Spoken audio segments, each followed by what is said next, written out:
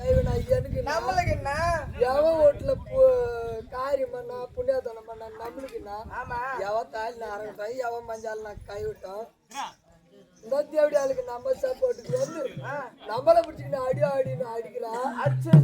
இப்ப நான் அடிச்சது தப்பு தண்ணி ஓடு ஓடு ஆயிரா அச்ச அடியில உனக்கு குண்டு குண்டாது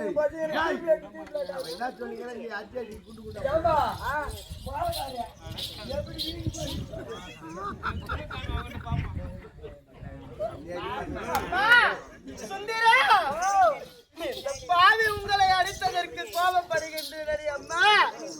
இந்த பாவியின் கதை உங்களுக்கு தெரிந்த என் மீது நீங்கள் கோபப்பட மாட்டீர்கள்.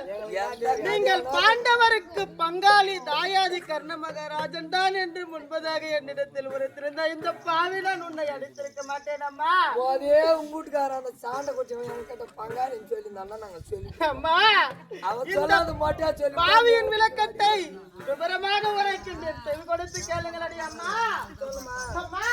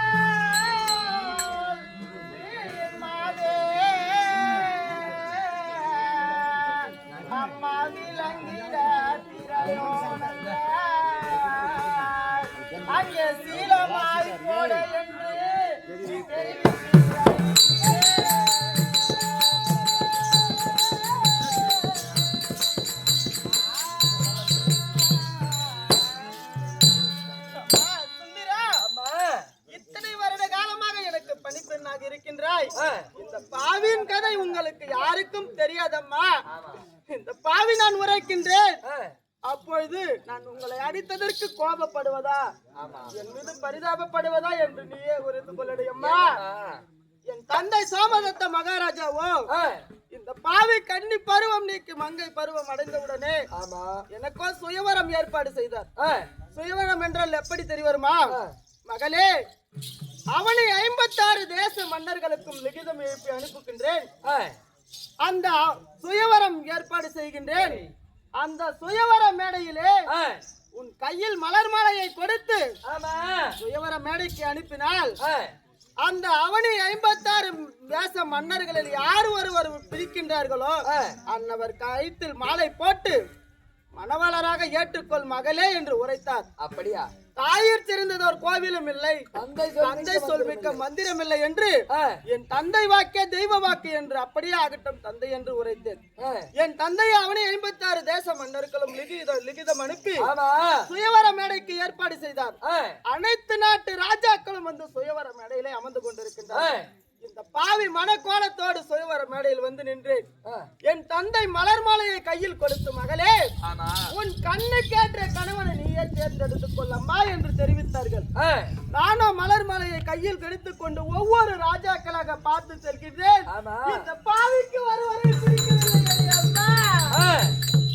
அதை கீழே போட்டு விட்டு அரண்மனைக்குள்ளே சென்று விட்டேன்.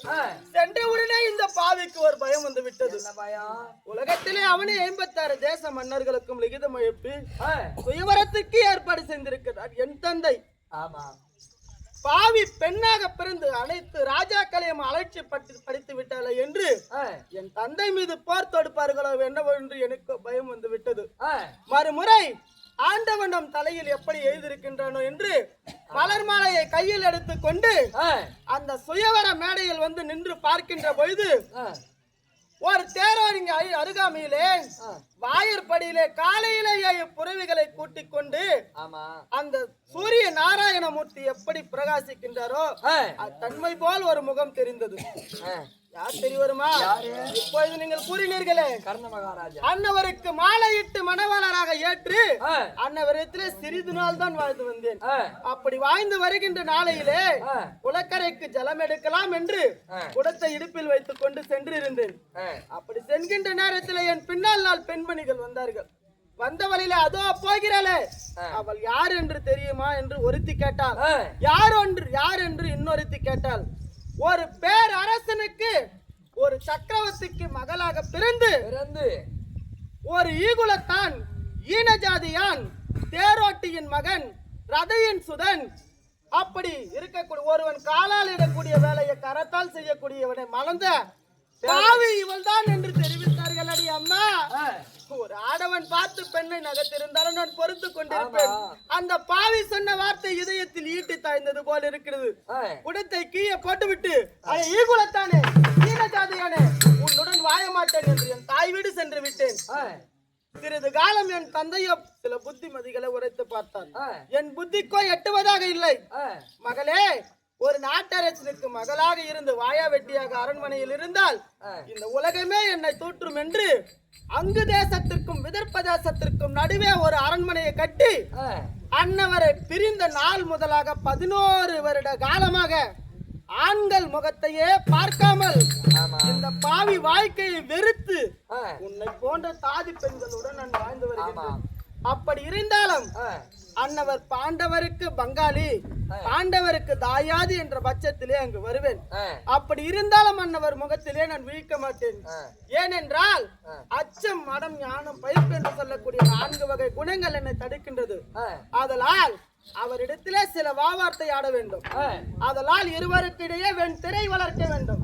திரைக்குள்ளே நான் இருப்பேன், திரைக்கு வெளிப்புறம் அவர் இருக்க வேண்டும். எந்த சங்கதியாக இருந்தாலும் நீதான் என்னிடத்தில் உரைக்க வேண்டும். அதற்கு சம்மதம் என்றால்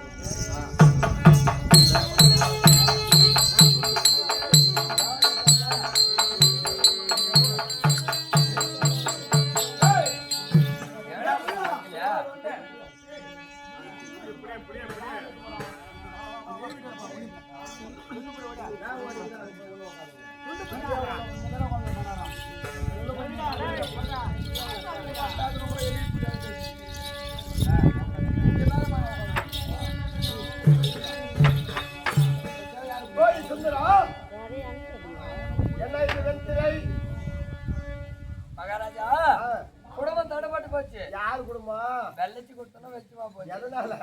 ஏன்னா எங்க மகாராணி அம்மா உங்க முகத்துல போச்சு 11 ஆண்டு காலம் ஆயிடுச்சான்.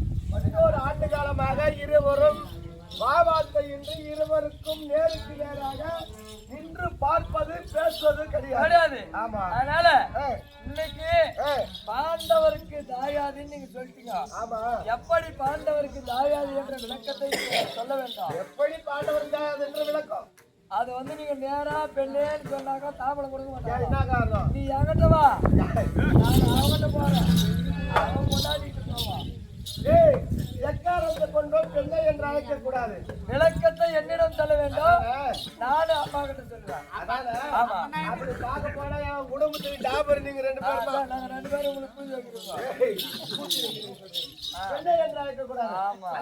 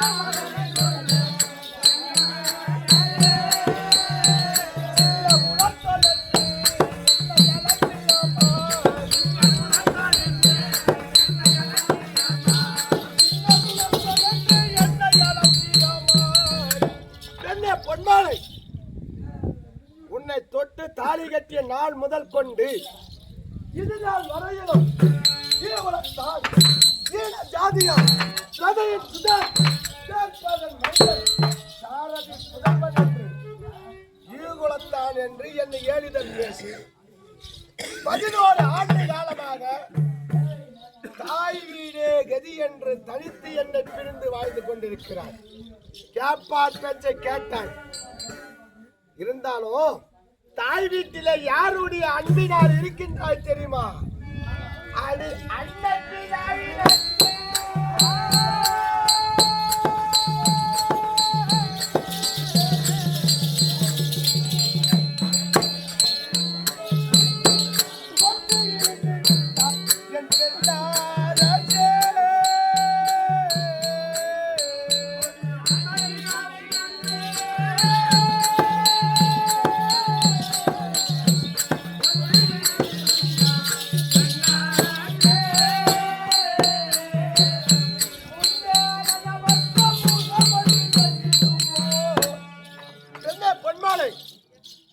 அப்படி 11 ஆண்டு காலமாக என்னை வெறுத்திருந்தாலும் உன்னுடைய தாய் தந்தையுடைய அன்பினால் அங்க செல்வ செழிப்புடன் வாழ்ந்து கொண்டிருக்கிறார்.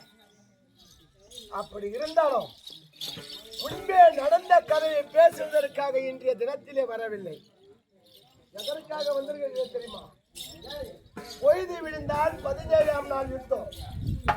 இந்த 17ஆம் நாள் யுத்தத்திற்கு ஒரு வீரனானவன் செல்ல வேண்டும் என்றால் மனைவி இடத்திலே தாம்பூலத்தை பெற்று சென்றால் அவனுக்கு ஜெயம் வரும் என்று சொல்வார்கள். இருந்தால் அதை பார்த்தையா? அது அருளும்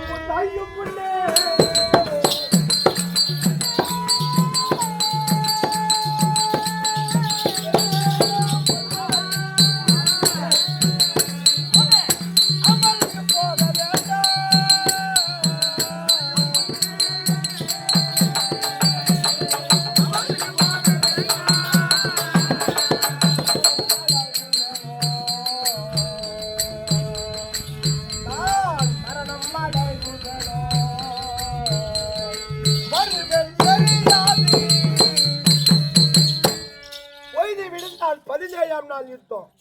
எனக்கும் என்னுடைய தம்பி காண்டிப்பிடக்கும் நடக்கக்கூடிய யுத்தத்திலே ஒன்று நான் ஜெயிப்பேனோ அல்லது என்னுடைய தம்பி காண்டிபன் ஜெயிப்பானோ என்று எனக்கு தெரியாது.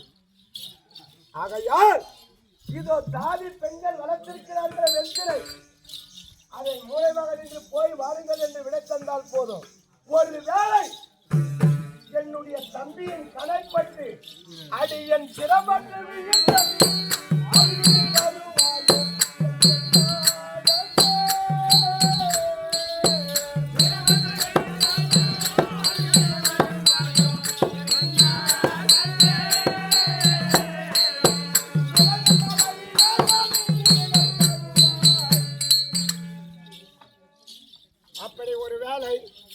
என்னுடைய சிரமானது அருந்து பார் என்று சொல்லக்கூடிய இந்த பூமியிலே விழுந்தால் அப்பொழுது மன்னா என்னை விட்டு பிரிந்து விட்டீர்களா என்று என்னுடைய சடலத்தை உன்னுடைய மடி மீது எடுத்து வைத்து அழுவாயோ அழமாட்டாயோ எனக்கு தெரியாது.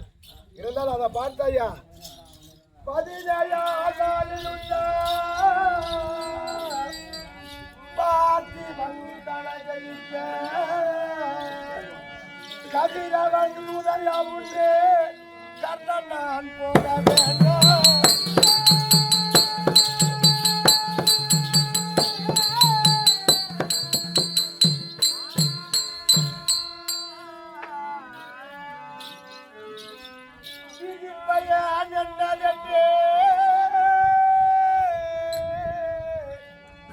என்னுடைய விதியானது என்ன நடக்குமோ என்று எனக்கு தெரியாது. விதி பயன்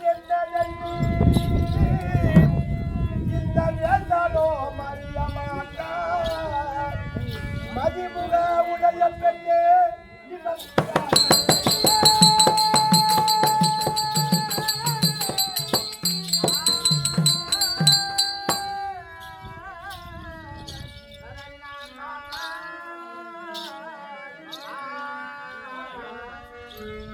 பொன்னாடை பொய்து விழுந்தால் 17ஆம் நாள் யுத்தம். என்னுடைய விதி எப்படி இருக்குமோ என்று எனக்கு தெரியாது. விதியை மதியால் வெல்லலாம் என்று சொல்லக்கூடிய ஒரு பழமொழி இருக்கிறது. ஆனால் அந்த மதியோ விதி சொல்லும் வாழ்மொழிதான் கேட்டு நடக்கும். இருந்தாலும் நீய நானும் பிரிந்து 11 தினங்கள் ஆகிவிட்டது. இதோ இருக்கிறார்களே தாய் பெண்கள், அவர்கள் மூலமாக போய் வாருங்கள் என்று அத்தான் ஒரு வார்த்தை சொன்னால் போதும், வெற்றியுடன் திரும்பி விளையாடி சொல்றாரு. அவர் சொல்லக்கூடிய வார்த்தை எப்படி தெரியுமா? அந்த ஆவின் மறந்து வைத்து அதில் முகம் பார்த்தால் முகத்தின் முகம்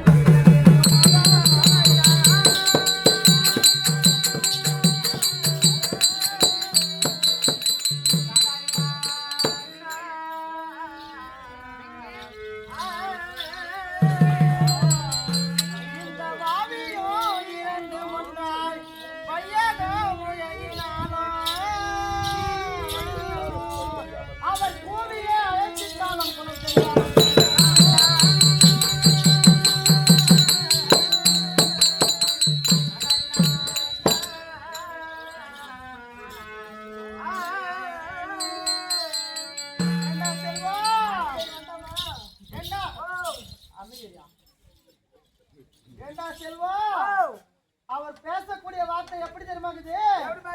ஆவு என்றால் என்னடா? ஆவு என்றால் பசி. என்னடா ட்ரபிள் மீனிங்ல பேசுறீங்க? யாராரா? நானே தான் பேசுறேன். அது எப்போ அடிக்குது? அப்படி உன்னை தவிர வேற யாருன்னா பேசுறா? ஓ தெரிந்து பாரு, தும்ப செடியா? அந்த தும்ப மரத்திலே போய் தூக்கு மாடி. ஏமா தும்ப செடியில சாவாதமா? அக்கல்ல தண்ணி மொண்டு ரப்பி வச்சுட்டா அதுல அமுந்து செத்து போடுமா? அந்த ஆயம் அதிகமா இருக்காது. கட்டால உருப்படியா ஏண்டா ஆவு என்றால் பசு. அந்த பசுவின் பாலை கறந்து முகம் பார்த்தா தெரியுமா? தெரியாது தெரியாது தெரியாது. மறுபடியும் யாரா பேசுறது? நீ தானே பேசுற? அப்படி பசுவின் பாலை கறந்து முகம் பார்த்தால் தெரியாது. அதை எப்படி பார்த்தால் தெரியும் தெரியுமா? பாலை கறந்து நன்கு அனலில் காய்ச்சி அதுக்கு உரையிட்டு மறுநாள் காலையில மத்திட்டு கணிந்தால் என்னடா வரும்? நவனிதம் என்று சொல்லக்கூடிய வெண்ணெய் திரண்டு வரும். எதுக்கு வரீங்களோ இந்த வெண்ணெய்னு ஒரு வார்த்தை சொல்லிட்டா போதும், இதான் சாகு கை கட்டலான்னு வந்துருங்களா? சத்தியமா இல்ல மகாராஜா, நான் அப்படிப்பட்ட ஆளு. ஆமா, அப்புறம் ஒரு வாங்கி கோலா அப்படி வாங்கிக்கிற போற கோலா அப்படி குழப்பகேஷன் பண்ணிருவேன். நான் அப்படி பண்ற ஆளே கிடையாது ஐயா. அப்படி இல்ல, உன்னை பந்திக்கே கூப்பிடல, இலை போட்டு சோத்த போறான்னு சண்டைக்கு போற அவசரம் தான். சண்டை பிடிக்க போறீங்க? சண்டைக்குடா, அதான சண்டை பிடிக்க போறீங்க. ஆமா. வெண்ணெய் ஏண்டா வெண்ணெய் திரண்டு வரும். அந்த வெண்ணெய் அனலில் காய்ச்சி ஒரு தங்க தாம்பலத்துல குத்தி முகம் பார்த்தா எப்படா தெரியும்? பளிச்சென்று தெரியும். பளிச்சென்று கண்ணாடியில் முகம் பார்த்த பாவனையாக தெரியும். அவர் சொல்லக்கூடிய பாட்டை பாலில் முகம் பார்த்த பாவனையாக தெரிகின்றது. நெய்யில முகம் பார்த்த பாவனையாக அவர் எங்கு பிறந்தார், எங்கு வளர்ந்தார், எப்படி பாண்டவருக்கு பங்காளி என்ற முழு விளக்கத்தை சொன்னா சரியா? என் தாம்பலத்தை கொடுக்குற என்னன்னு எடுத்துட்டு போய் நினைக்கிறேன்டா. அப்படியா மகாராஜா? எப்படி எப்படி அம்மா என்னதுன்னா, அவர் எப்படி பிறந்தாரு, எப்படி பிறந்த, கை வந்துச்சா, காலு வந்துச்சா, தலை வந்துச்சா, பனிக்கூடம் வந்துச்சா, இல்லன்னா ஆஸ்பத்திரியில போய் பார்த்தாங்களா, இல்ல சந்துல போய் பார்த்தாங்களா, இல்லன்னா பல்லா வந்துச்சா, அதே மாதிரி விளக்கமா சொன்னா அப்புறமேட்டு அம்மா தாமாலம் கொடுக்குதான், இல்லன்னா தாமாலத்தை எதுக்குன்னு போயிட்டே இருக்குமா?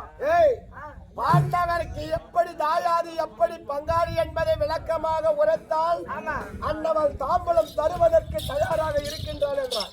அதான? ஆமா, அதேதான்.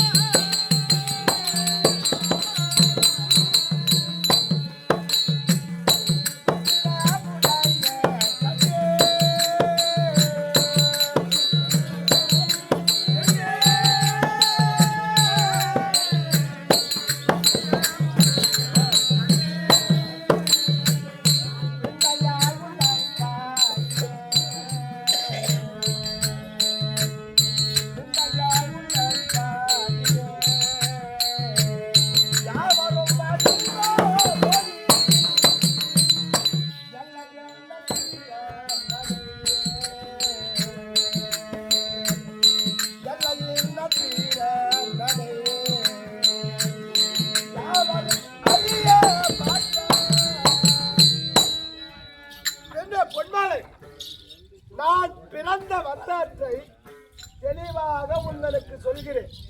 செவி கொடுத்து நன்றாக காது கொடுத்து கேட்பாய். முன்பொரு காலத்திலே சூரசேன மன்னனும் குந்தல நாட்டை பரிமாணம் செய்து வரக்கூடிய குந்தபாத மன்னனும் இருவரும் இணைப்படியாக நண்பர்களாக வாழ்ந்து கொண்டிருந்தார்கள். அப்படி வாழ்ந்து கொண்டு இருக்கும் நேரத்திலே இருவருக்கும் திருமணம் நடந்தேறியது. அப்படி திருமணம் நடந்து சூரசேன மன்னனுக்கும் பிரதிஷ்டை வசுதேவர் என்று சொல்லக்கூடிய 3 குழந்தைகள் பிறந்தது. ஆனால் குந்தபாத மன்னனுக்கும் நீண்ட நாட்களாக திருமணம் நடந்தோம் மகப்பேறு என்று சொல்லக்கூடிய குழந்தை பாக்கியம் இல்லாமல் இருந்தது. ஒரு நாள் குந்தபாத மன்னன் என்ன தெரிவித்தார்? தன்னுடைய சைனிகளை கூட்டிக் கொண்டு தன்னுடைய நண்பனை சந்தித்து வரலாம் என்று சூரசேன நாட்டை தேடி சென்றார். அப்படி செல்கின்ற நேரத்திலே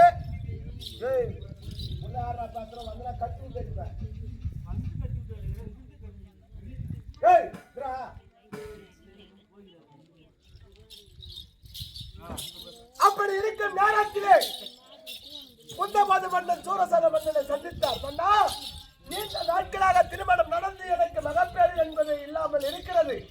எனக்கு பின்பாடு என்னுடைய நாட்டை ஆள்வதற்கு ஒரு குழந்தை இல்லையே என்று தெரிவித்தார் சூரசேன மன்னன் இடத்திலே. உடனே சூரசேன மன்னன் தன்னுடைய 3 குழந்தைகளே பிரதை என்று சொல்லக்கூடிய அழகான பெண் குழந்தையை ஸ்ரீகாரமாக தந்தார். குந்தபாத மன்னன் பெற்றுக் கொண்டார். தன்னுடைய நாட்டிற்கு அழைத்து சென்றார். அந்த குழந்தை குந்தல நாட்டிலே எடுத்து வளர்த்துக் கொண்டு இருக்கும் நேரத்திலே அந்த பிரதை என்ற பெயரனுக்கு குந்தி என்று பெயர் வைத்தார். அப்படி குந்தி என்று பெயர் வைத்து வாழ்ந்து கொண்டிருந்தார்கள். அப்படி வாழ்ந்து கொண்டிருக்கும் நேரத்திலே ஒரு நாள் கோபத்திலே சிறந்த முனியான விளங்கக்கூடிய தூர்வாச முனிவர் குந்தல நாட்டை தேடி வருகிறார். எப்படி தெரியுமா? துர்வாசமா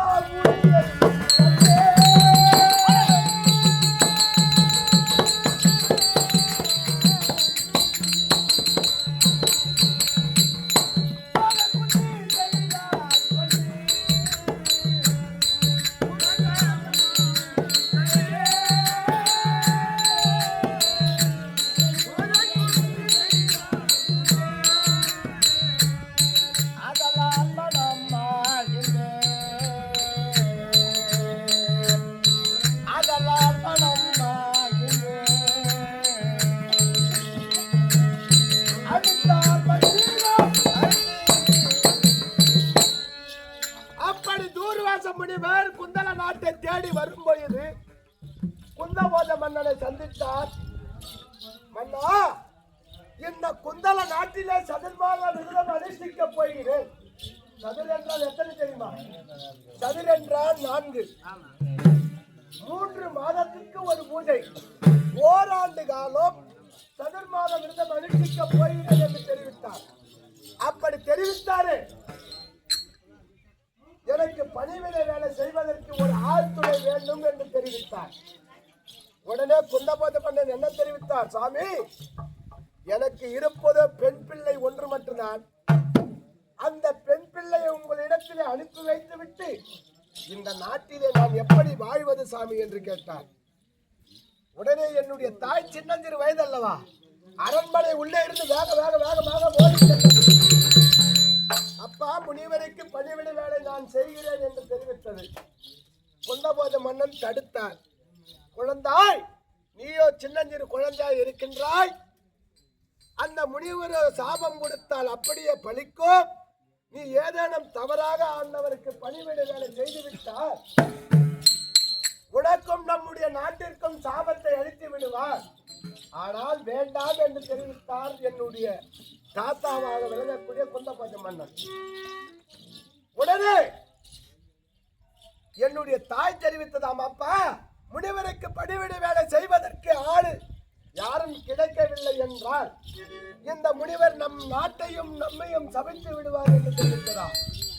உடனே குந்தபாத மன்னன் சம்மதித்து இருவரையும் அந்த யாகத்திற்கு அனுப்பி வைத்தார். கானகத்திற்கு ஓராண்டு காலமாக தூர்வாசல் யாகத்தில் அமர்ந்தார். ஜலம் வேண்டும் என்று நினைத்தால் அந்த இடத்திலே ஜலம் வருமா? மலர் வேண்டும் என்று நினைத்தால் அந்த இடத்திலே மலர் இருக்குமா? குறிப்பை அறிந்து பதிவிட வேலை செய்ததாக என்னுடைய தாய் குந்தி. ஓராண்டு காலம் முடிந்து விட்டது. நமக்கு எந்த தொந்தரவும் இடையூறும் இல்லாமல் இத்தனை காலமாக பணிவிட வேலை செய்தது நம்முடைய இந்த குழந்தை. இதற்கு பிற்காலத்திலே எப்படி இருக்கும் வாழ்க்கை வரலாறு என்று தூர்வாசன் ஞானத்தால் அறிந்தார். அறிந்து பார்த்தார்.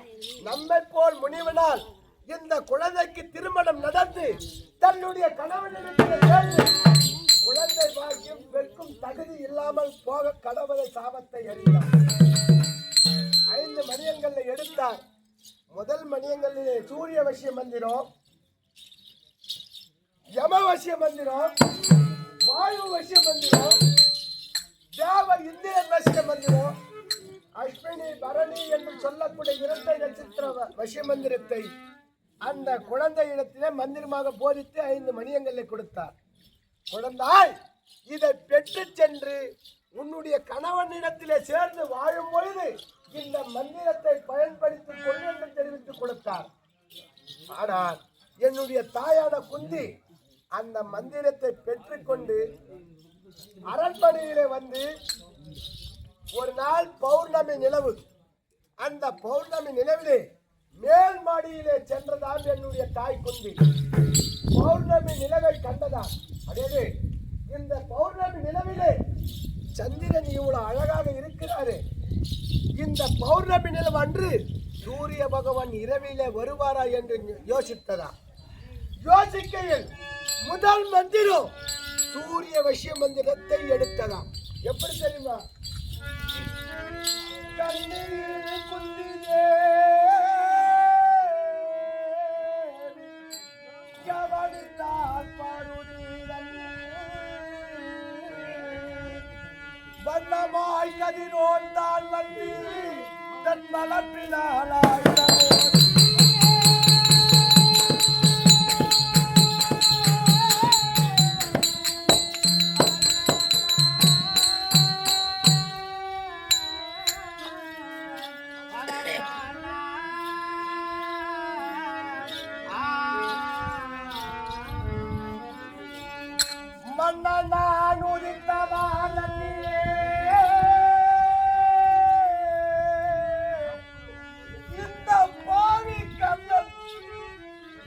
மன்னன் உதித்தவான்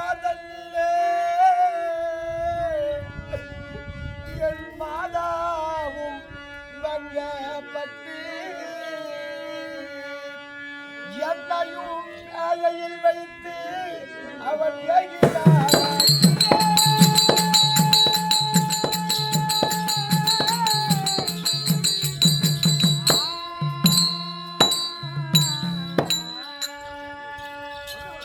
அப்படி முதல் மந்திரத்தை சூரிய மந்திரத்தை என்னுடைய தாய் பிரயோகம் செய்தது. நள்ளிரவு நேரம் சூரிய பகவான் உறங்கிக் கொண்டிருக்கிறார். அந்த மந்திரமானது கட கட கட கட சூரிய பகவானை தட்டி எழுப்புகின்றதா. சூரிய பகவான் எழுத்தார். எழுந்து பார்க்கும்போது இது யார் கொடுத்த மந்திரமாக இருக்கோ இந்த நள்ளிரவு நேரத்திலே உச்சாரணம் செய்கிறார்களே என்று ஞானத்தால் அறிந்தார். என்னுடைய தாய் இருக்கும் அரண்மனையின் மீது மாளிகையிலே வந்து நின்றார். என்னுடைய தாய் கண்டது, யாரப்பா வந்திருப்பது என்று கேட்டது. நான் தான் சூரிய பகவான் என்று தெரிவித்தார் சூரியமூர்த்தி. சுவாமி, தெரியாமல் இந்த மந்திரத்தை உபயோகம் செய்துவிட்டேன், நீங்கள் சென்று வாருங்கள் என்று என்னுடைய தாய் தெரிவித்ததா. அதற்கு சூரியமூர்த்தி என்ன தெரிவித்தாராம் தெரியுமா? என்னே, கூறுவாசர் உனக்கு இந்த மந்திரத்தை எதனால் கொடுத்தார் என்றால், உனக்கும் எனக்கும் ஒரு குழந்தை இந்த தினத்திலே பிறந்தாக வேண்டும். அப்படி பிறக்கவில்லை என்றால் உனக்கும் எனக்கும் முனிவரால் சாபம் ஏற்படும் என்று தெரிவித்தார். உடனே 5 வயது சிறுமியாக இருந்த என்னுடைய தாய் குந்தியை 16 வயது பருவ மங்கையாக மாற்றினார். அப்படி 16 வயது பருவ மங்கையாக மாற்றி இருவரும் ஆனந்திரகம் செய்தார்கள். ரிஷிப்பிண்டம் இரவு தங்காது என்று சொல்லக்கூடிய பழமொழிக்கு ஏற்ப இந்த பாவி மன்னன் உதித்தவானிலே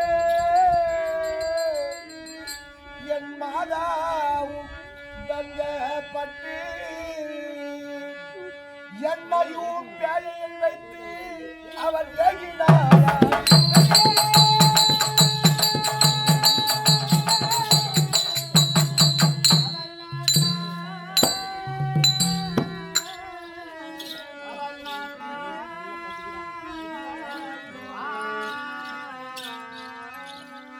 இந்த பாவி கர்ண மகாராஜன் நான் பிறந்தேனே, என்னை கண்டவுடனே என்னுடைய தாய் எப்படி கத்தினால் கதறினால் தெரியுமா?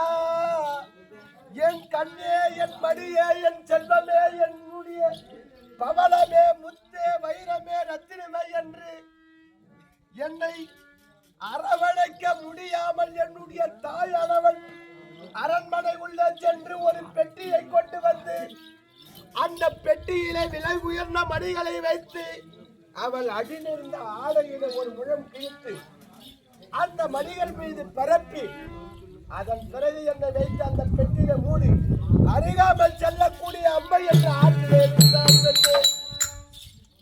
அப்படி அந்த அம்மை என்று சொல்லக்கூடிய ஆற்றிலே விட்டாலே அலை என்ற கரைகளால் தாளாட்டி தாளாட்டி கங்கையானவன் என்னை அடித்து சென்றாலே அஸ்தினாபுரத்தின் நதிக்கரை ஓரம் சென்றது.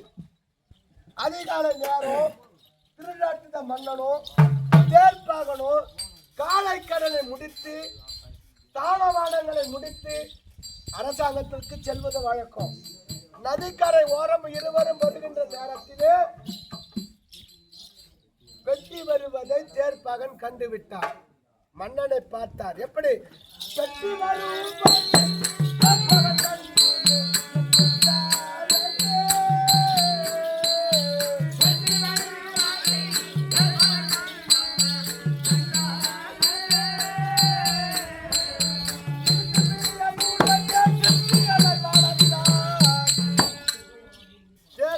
கண்டவுடனே மன்னன் இடத்தில் தெரிவித்தார். மன்னா, நம்முடைய நதிக்கரை ஓரம் ஒரு தங்க பெட்டியானது மிதந்து கொண்டு வருகிறது என்று தெரிவித்தார்.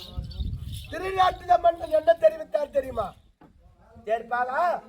அப்படி என்றால் அந்த தங்க பெட்டி என்னுடையது, பெட்டிக்குள் இருக்கும் பொருளோ உன்னுடையது என்று தெரிவித்தார். தேர்ப்பாகன் ஜலத்திலே குதித்தார், பெட்டியை பிடித்தார், கொண்டு வந்தார். பெட்டியை திறந்து பார்த்தால் அதிகாலை நேரத்திலே சூரிய பகவான் உதித்து வந்தார். எப்படி பிரகாசமாக ஒளி வீசுமா தன்னை போல் இந்த பாவி கண்ணன் நான் இருந்தேன். குந்தமதே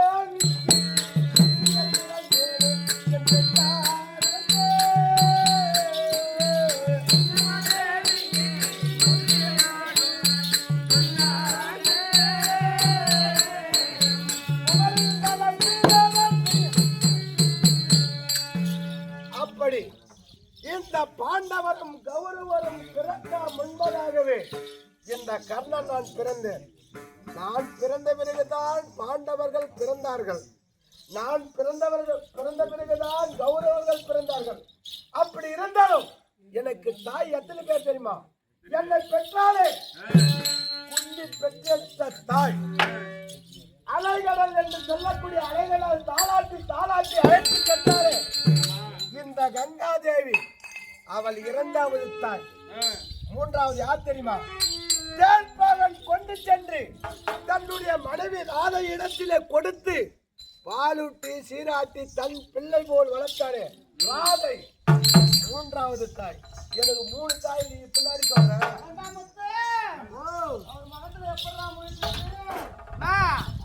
அவர் மகத்துல முயக்காத, அவர் சூத்திலே முயமா.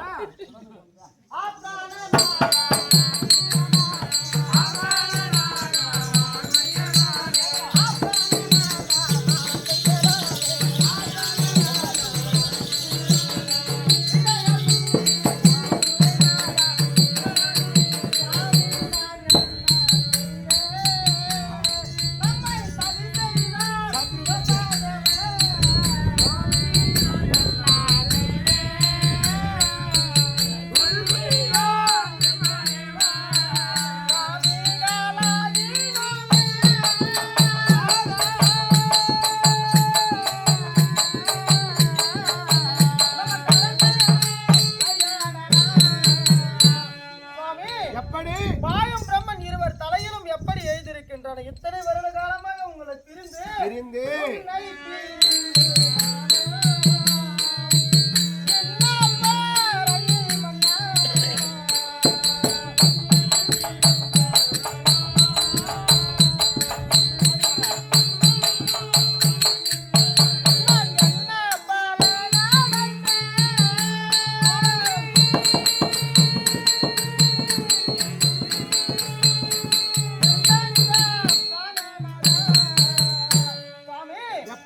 தங்களை பிரிந்த நாள் முதலாக நான் எந்த பலனையும் அனுபவிக்காமல் இருந்தேன். எப்படி தெரியுமா? என் தலையில்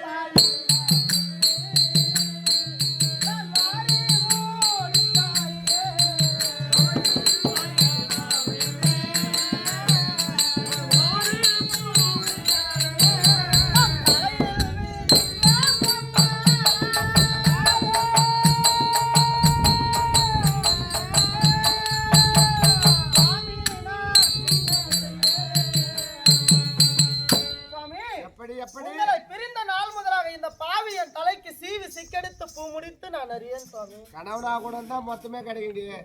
தெரிஞ்சுக்கினேன். கணவனை விட்டு போனா ஐயோ எனக்கு சகால் தேர் வந்த பத்தி தான் அந்த அருமெல்லாம் தெரியுது. போவாது அங்கேயும் போறேன். அது மட்டுமா நான் சந்தானம் இந்த சாம்பார்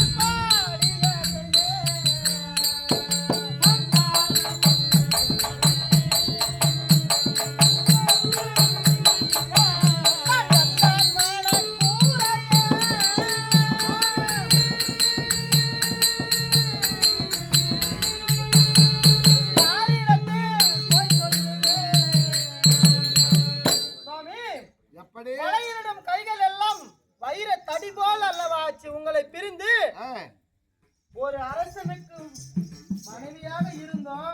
ஒரு நாட்டு சக்கரவர்த்திக்கு மகளாக பிறந்து இந்த பாவி சந்தனம் பூசு மேனி எல்லாம் சாம்பல் படியும்படியாக இருந்தேன் சுவாமி. நான் முன்ன நீ போனேன். அதெல்லாம் தெரியாம போயிட்டுங்க. தெரிஞ்சுதான் போயிருக்கவே மாட்டேன். நான் என்ன அப்படி அப்படி தெரியுமா சுவாமி? மன்னானா என் பிராணநாதா தங்கள் மதிமுகம் பராமன்னானோ என்னமா இருந்தேன் பாவி ஒப்பிடலாமா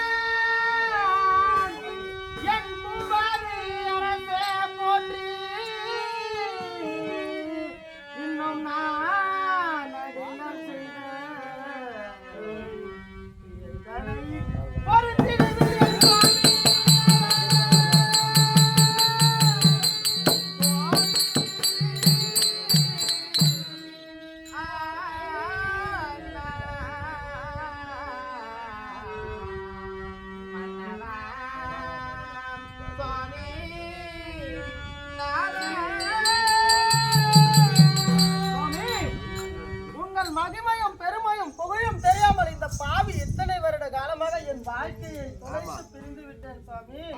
நீங்கள் எப்பேற்பட்டவர் தெரியுமா? தன் மகிமை என்ன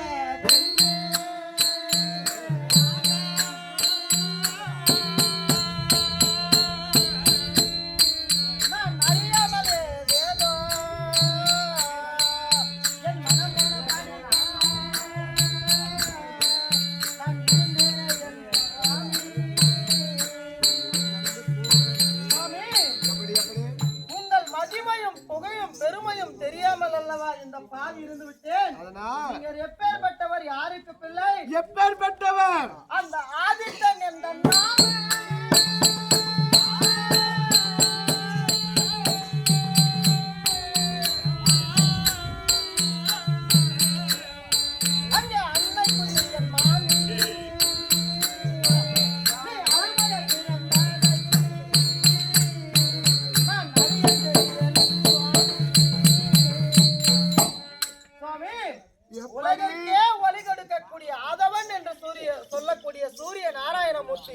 என் மாமனாராகவும் உலக மாதாவாக விளங்கக்கூடிய குந்தமாதேவி என் மாமியாகவும் இருந்தும் இந்த பாவி தெரியாமல் அல்லவா இருந்து விட்டேன்.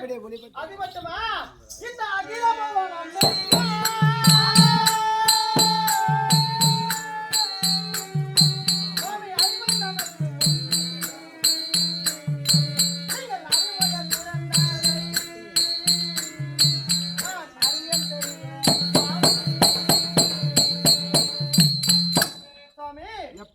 உலகமே போற்றக்கூடிய பஞ்ச பாண்டவருக்கு 5 ராஜாக்களுக்கு முந்தி பிறந்தவர் என்று தெரியாமல் உங்களை ஈகுலத்தான் ஈனஜாதி என நல்லவா தெரிவித்து விட்டேன்.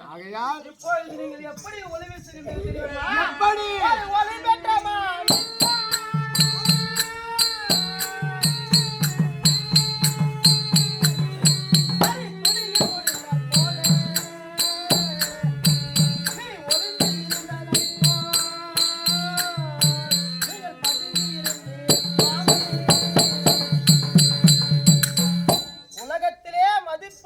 அதிகமாக இருக்கக்கூடிய மாணிக்க கற்களாகப்பட்டது எவ்வளவு பிரகாசமாக இருக்கும்.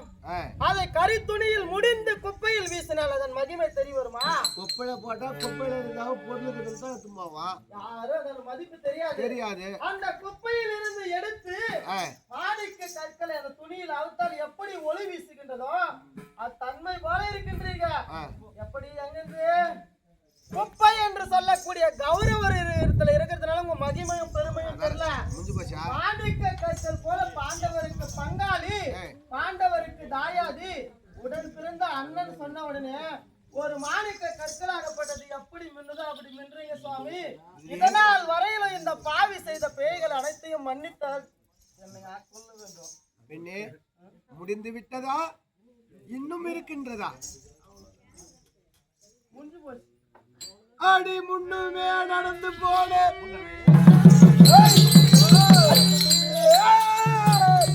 நடந்து போன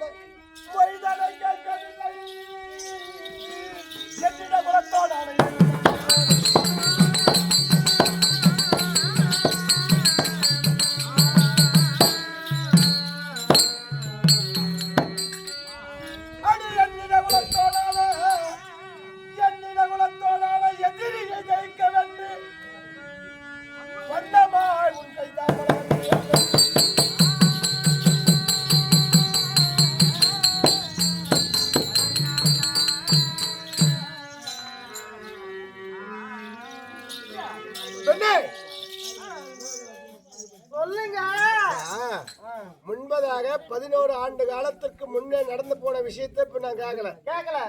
உனக்கும் எனக்கு 1000 சண்டை இருக்கும். ஆமா, அதெல்லாம் மறந்துட்டு பொழுது வெடிஞ்சா 17ஆம் நாள் சண்டை.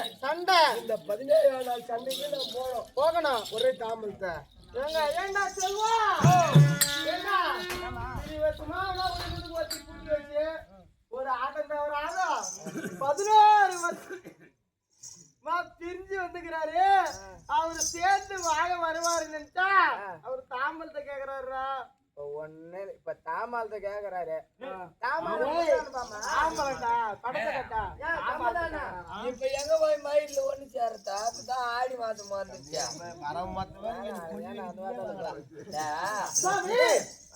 சபரிக்கு பாருங்க சொல்லுங்க, யாருக்காக பரிந்து பாருங்க? கொடி என்னுடைய நண்பன் துரியோதன சாமி.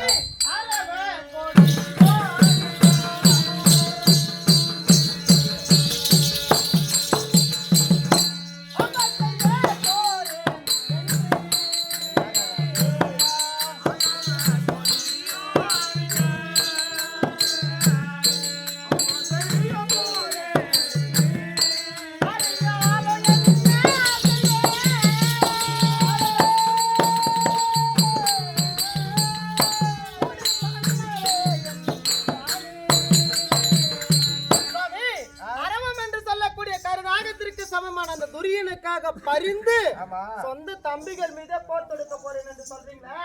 துரியன் யாருங்க? இரவல். என்ன நேரம்? இரவு நேரம்.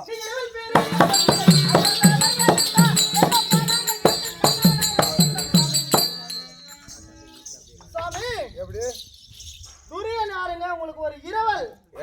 அதனால அந்த இரவலுக்காக பரிந்து இரவு நேரத்திலே உடன் பிறந்த தம்பிகள் மீது போர் தொடுக்க போறேன் என்று சொல்லுங்க. அதனால உங்களுக்கு என்னங்க பலம்?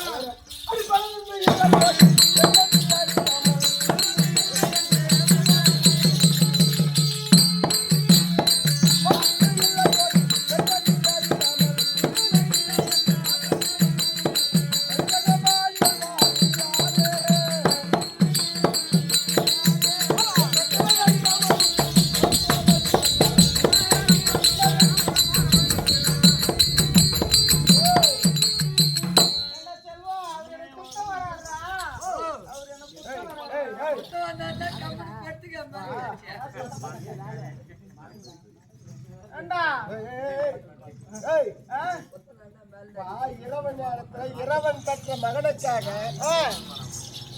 பொழுது விடுந்தால் 17ஆம் நாள் யுத்தம். இந்த இரவு நேரத்துல இரவனுக்காக என்னிடத்திலே வந்து விடை கேட்கின்றீங்க. அதனால உங்களுக்கு என்னங்க பலன் கிடைக்கும் கிடைக்காமல் இருக்கலாம். நான் சின்னஞ்சிறு வயது முதல் கொண்டு இதுதான் இந்த வாலிப பருவம் வரை துரியோதனன் வீட்டில் தான் உண்ணு கொண்டு இருக்கிறேன். அப்படியா? உப்பிட்ட வரை உள்ளளவும் மறக்கூடாது.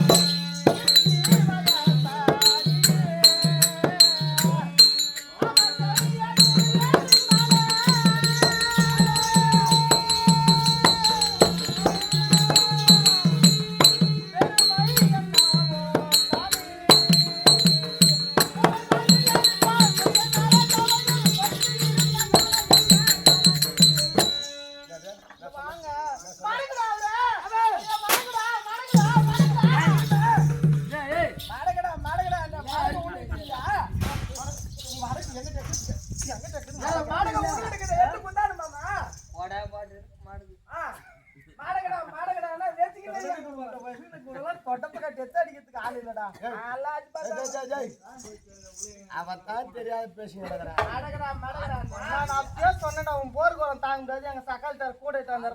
கட்டி போட்ட மாதிரி இருக்குன்னு அவன் இட்டால கூட நீட்டா தர முதல்ல நீ தானே வச்சிருந்த.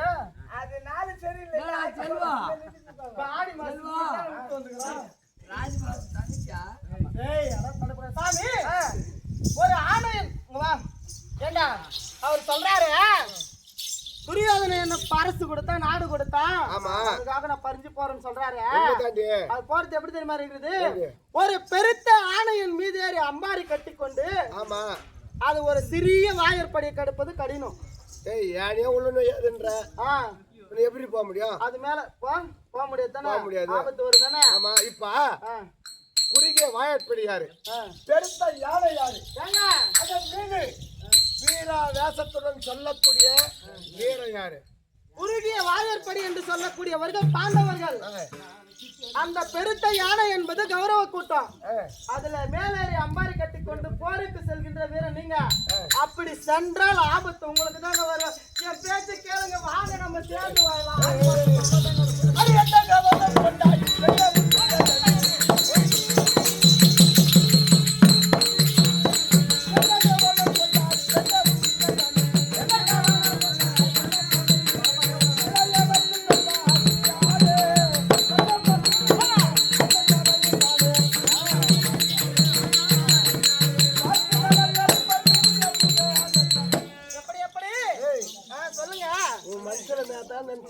ஏங்க நான் என்ன தெரியுமா நினைச்சுங்கிறேன், அவருக்காகவே பேசுறீங்களா துரியனுக்காக?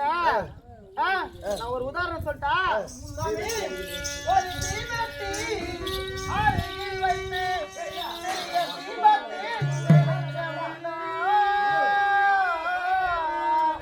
பாவத்தை அனுசரிக்கும்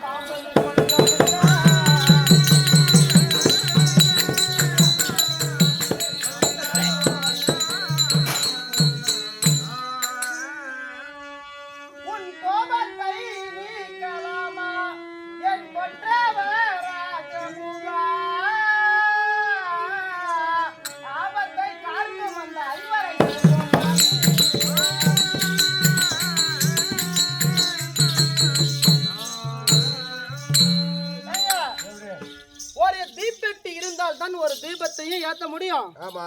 எந்த ஒரு வேலையா இருந்தாலும் செய்ய முடியும். ஆமா. அந்த தீபெட்டி வெளிச்சத்துக்கு எதனா சமமாகுமா? எதுவுமே சமமாகாது. சமமாகத்தானே? ஆமா. ஒரு தீபெட்டியின் வெளிச்சம் எதுக்கு சமமாகாது. பாண்டவர்கள் அந்த தீபெட்டியை போன்றவர்கள், அந்த தீக்குச்சிக்கு சமமானவர்கள் பாண்டவர்கள். வானத்துல எத்தனையோ நட்சத்திரம் இருக்குது, 1000 நட்சத்திரங்கள் இருக்கின்றது. அந்த 1000 நட்சத்திரம் இருந்தாலும் அதுல ஒரே நட்சத்திரம் நீங்க சந்திரவடி. இல்லங்க, நீங்க சந்திரன் கிடையாது. சந்திரன் யாரு தெரியுமா? 1000 நட்சத்திரத்தால நான் ஒரு ஆளு. அந்த 1000 நட்சத்திரம் நீ ஒரு ஆளு. ஆமா. அப்படி நட்சத்திரம் 1000 இருந்தாலும் அதோட ஒளி வருதா பாத்தியா? வராது. முழு பௌர்ணமியாகப்பட்ட நிலவு இருக்குது பாத்தியா? அந்த நிலவு வந்தா மட்டும்தான் ஒளி வீசும் உலகத்துக்கு. அதனால அந்த பாண்டவர்கள் நிலவு போன்றவர்கள். அதனால அந்த கௌரவர்கள் அந்த நட்சத்திரம் மாதிரி அதுல ஒரு நட்சத்திரம் எடுபடாது. அதனால என் பேச்ச கேட்டுட்டு வந்துருங்க. நான் தம்பி சேர்ந்து வரலாம்.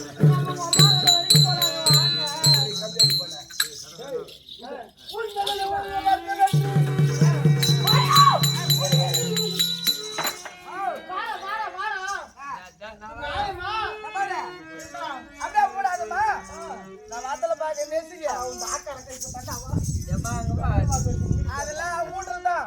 இங்க வந்தாலும் இதெல்லாம் கிடையாது. செத்தாலும் இங்க கூட சாவரம். இந்த வத்தலை பாக்கு வச்சு ஆயில் அப்படியே வச்சுக்க மூடு. எம்மா வெற்றிலை பாக்கடா, அது வெத்தலை அது அப்படியே பேசிக்க முடியாது. அந்த உரல போட்டு அந்த வாழ்க்கை குடிச்சிடும்.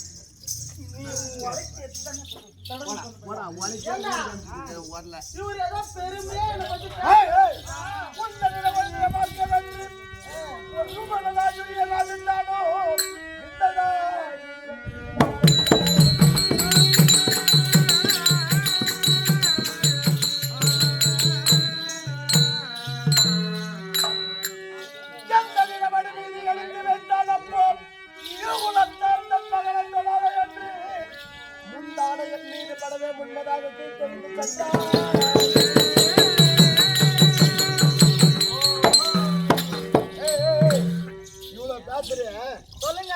உனக்கும் எனக்கோ திருமணம் அழகி அழகான ஆண் குழந்தை பிறந்தான் விஸ்வதேவ். நம்ம குழந்தைங்க நம்ம குழந்தை அது நினைச்சுக்காது. எங்க குழந்தை இது வரைக்கும் நம்ம குழந்தையும் கூட்டணி சேர்த்துக்கு போறேன். ஏண்டா அவரு உந்தனிட குழந்தை என்ன மட்டும் தனியா பேசுறாரு. நம்ம குழந்தைங்க இன்னைக்கு தான் நம்ம குழந்தை. நான் யாருன்னு தெரிஞ்ச பிறகுதான் நம்ம குழந்தை. ஆமா, இத்தனை எங்க போயிடுச்சு? இத்தனை நாள் யாரும் ஊற விட்டு புள்ளியாது. இல்ல. ஏண்டா சந்திரா, அது எங்க 2 பேரும் சேர்ந்து போறது குழந்தை.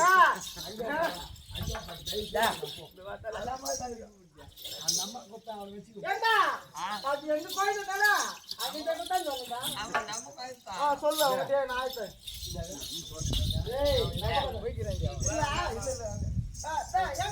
நான் கரெக்டா சொல்லுவான். அவங்ககிட்ட சொல்ல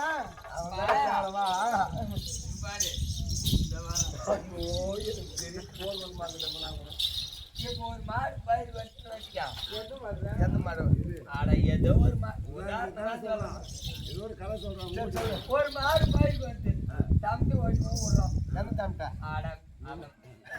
அதுல பக்கத்துல இருக்கிற தம்பி ஏதோ ஒரு தம்பிட்ட விடுறோம்.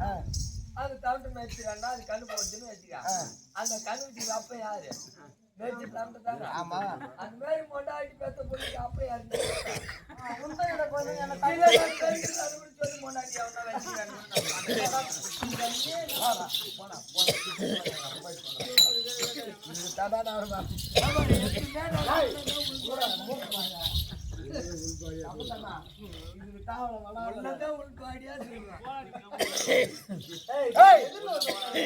உனக்கும் எனக்கும் அழகான குழந்தை பிறந்தான் விசுவுக்கு. இப்பதான் வந்து இப்பதான் வந்து குழந்தை பிறந்த உடனே பேர் வச்சாங்க ஒரே வார்த்தை. அதுக்கு முன்னாடி எப்படி குழந்தைக்கு வந்து 5 வயது பூர்த்தியானா தான் பேரே வைப்பான். 5 வயது பூர்த்தியானா தான் பேர் வைப்பாங்க. அதுக்குன்னு ஒரு விழா ஏற்படுத்தி அப்படி 55 நாட்டு அரசர்களுக்கும் நிருபம் எழுதி அனுப்பி வைத்தார். நானா அனுப்பிச்சேன்? ஏய் ஞாபகம் இல்ல. நீ அனுப்பல, என்னை வெறுத்தாய். ஏங்க அப்படி ஒரு ஈகுல தாய் ஏன ஜாதியா தேரோட்டி மகன் அப்ப அந்த பாவிக்கு தெரியாது. அப்ப தெரிஞ்சுன்னா நான் ஏன் இவ்வளவு சொல்றாரு. அன்னைக்கு உங்க பிள்ளைக்கு வந்திருந்தாங்க நாட்டு அரசர்கள். இந்த குழந்தைய அப்ப யாருன்னு கேட்டுருந்தா நீங்க சொல்லியிருக்கா?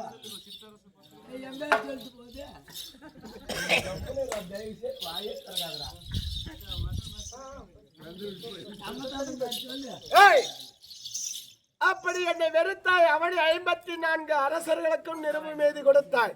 அரசாங்க வேலையை முடித்துவிட்டு அரண்மனையிலே தனித்துக் கொண்டிருந்தேன். துரியோதனை அழைத்தான்.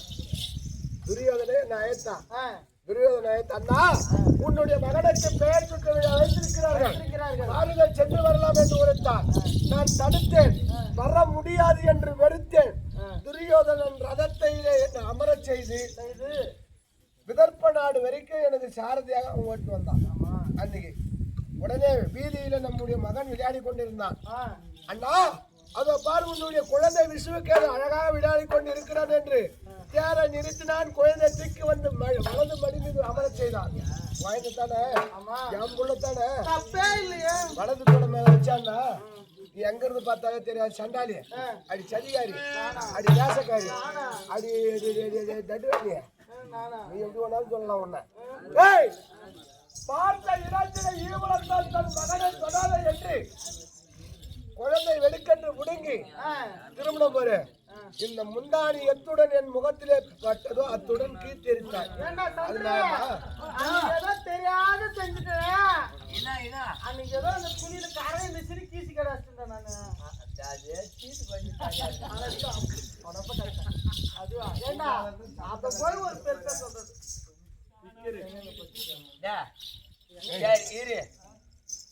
மகாராஜா மேல அந்த முந்தானி பட்டு எதோ பட்டு கீச்சு போட்டா. ஆமா, அந்த பொல்ல பேத்துக்கும் போது எங்க என்னன்னு அதை பட்டுச்சோ அதெல்லாம் ஆட்சி போட்டுருக்காங்க. அப்ப எனக்கு தெரியாத நந்ததுரா போடா உள்ள. எப்படி இருந்தீங்க சாமி? நீங்க சொல்றது எப்படி தெரியும்? பெண்களின் வசனம் ஓடிய பெரியோர் வார்த்தை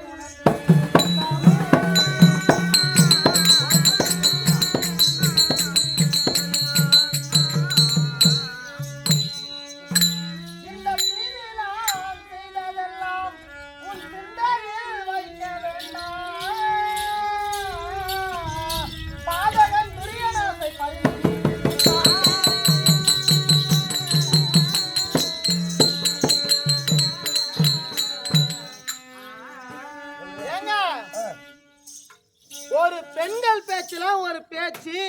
அது எத்தனை வந்து மாபெரும் பெரிய சபையில சொல்றீங்களா? ஒரு பொம்பளைக்கு புட்டுச்சுன்னு வச்சுக்க, அப்படியே சேர்த்து அழைச்சி வாரி முத்தம் கொடுப்பாங்க. அதுவே பிடிக்கும்னு வச்சுக்க, எப்படி செல்வம் தொடப்பு காட்டுல அடி வாங்குற மாதிரி காமாசிக்கா அது மாரி தொடத்துல அடி வாங்கி அந்த பீவெல்லாம் முத்து அடியில கட்டில் போட்டு தோங்குறாங்க. நான் தெரியுமா தான் நினைக்கிறேன். ஐயோ எப்பன்னு கேளு. எங்கன்னா போய் வந்தா கூட நான் சொன்னேன்னு வச்சுக்க, போய் வந்துட்டியா நல்லா இருமான்னு சொல்லிட்டு என் வீட்டுக்காரலாம் என்ன நல்லா என்ன கட்டி பிடிச்சி சத்தியமா வீட்டுல இருந்து ஒரு பாத்துன்னு அது மாரி ஒரு பெரிய பேச்சு. இது போய் மாம்பெரும் பேரு சபையில சொல்றீங்களா? அதெல்லாம் மறந்துட்டு வாங்க, நம்ம சேர்ந்து வாங்க. மறந்துட்டு ஒண்ணு சேரக்கூடாது.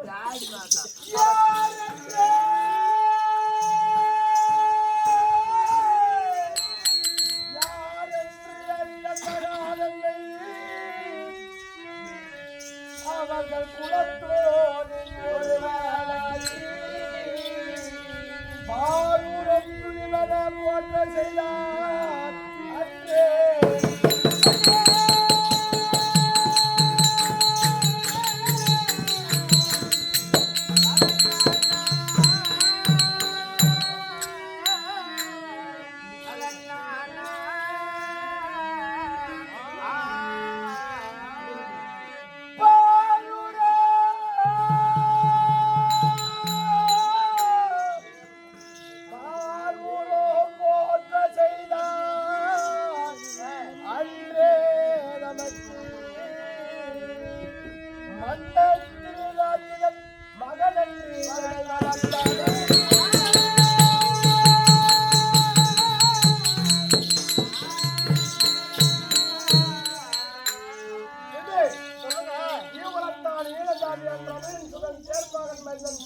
புதல்வன் என்று இந்த ஊரார்கள் பேசிக் கொண்டிருக்கும் நாளையிலே எந்த குலத்தை சேர்ந்தவன் என்று தெரியாது. தேர்ப்பாகனுக்கு கிடைத்த குழந்தை என்று அன்போடு ஆசையோடு அரவணைத்து வளர்த்து கொண்டிருக்கிறார். அண்ணாருக்கு அது தந்தையை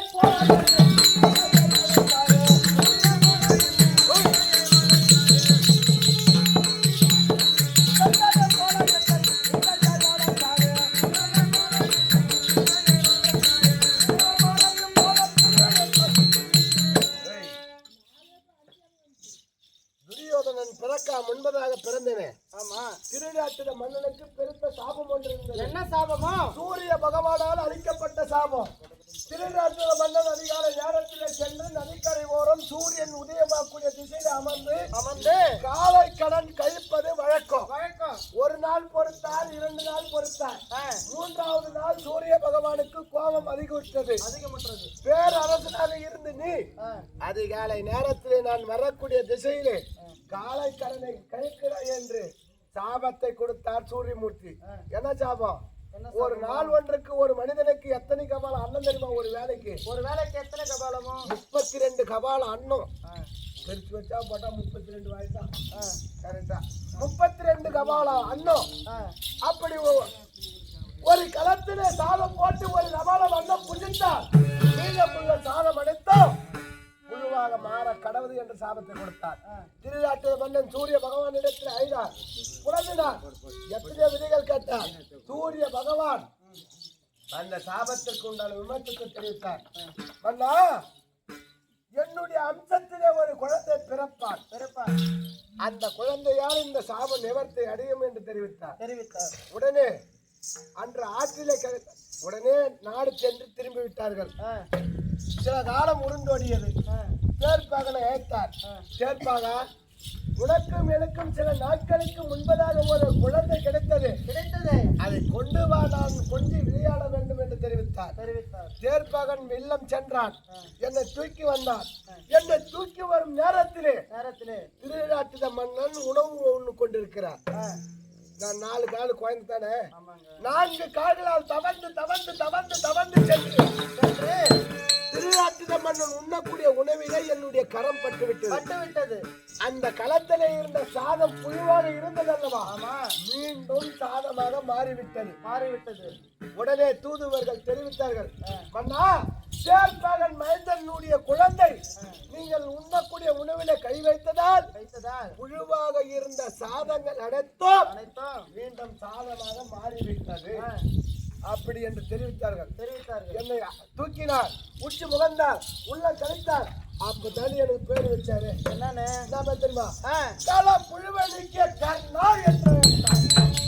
அதெல்லாம் நீங்க என்ன சொல்ல வரீங்க? ஒரு தந்தைக்கு தந்தையாக என்னை பார்த்து கொண்டிருந்தார். அன்னவருடைய வாக்கை தவிர்த்து பாண்டவர் படையில சேர்ந்தா என்னத்தான் பலன் கிடைக்குது. அப்படி தந்தைய போல ஒரு பிள்ளை போல வளர்த்தான்னு சொல்றீங்களா? அந்த திருதராட்டி எதுக்காக தெரியுமா?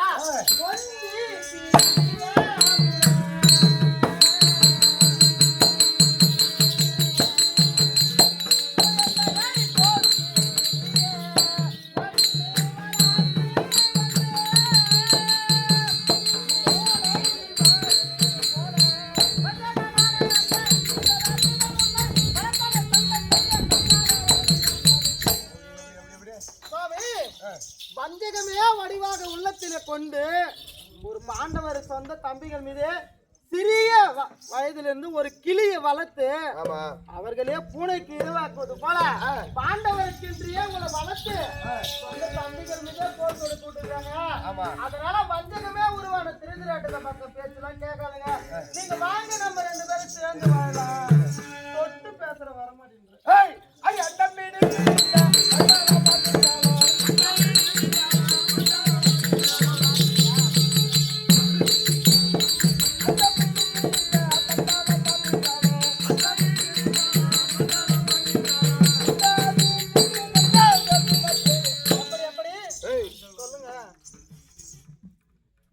அப்படி அண்டம் என்று சொல்லக்கூடிய ஆகாயம் இடித்து பிண்டம் என்று சொல்லக்கூடிய பூமியில் இருந்தாலும் உண்ட வீட்டுக்கு 2 நினைப்போட இந்த கர்ண மகாராஜன். அதனால அப்படி நினைக்க மாட்டேன்.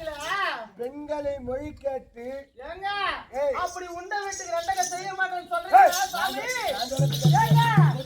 ஒரு புலிதனை பிடிக்க எண்ணி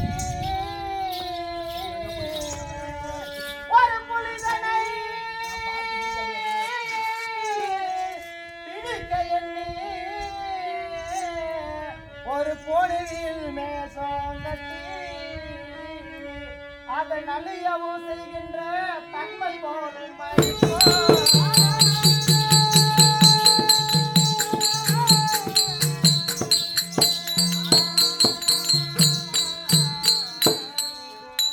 உன்னை தலையது கொடுக்கவென்று தலையது கொடுக்கவென்று அவன் பொருந்தவே வளர்த்தான் பாவி அலையுதே என்ற நாவி ஐயோ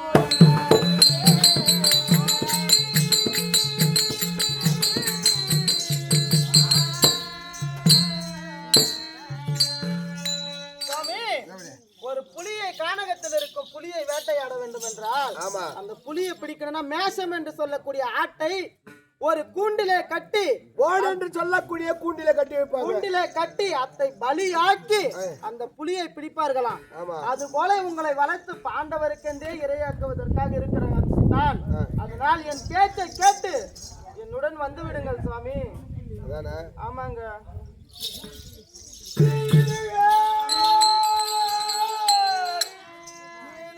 செய்தால் துணியம் திகக்கவே சொன்ன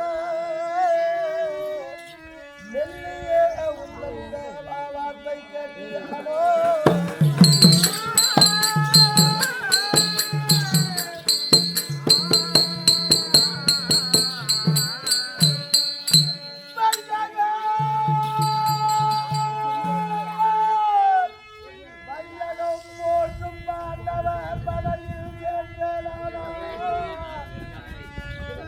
இந்த வையகம் போற்றும் பாண்டவர் பணியிலே இந்த கண்ணன் சேர்ந்தனானால் இந்த எனக்கு முக்தி மோட்சம் கிடைக்குமா அல்லது சொர்க்கம் தான் கிடைக்குமா? அதுதான் பெண்களின் வசனம் கேட்டு சென்றவர் எவரால் உண்டோ?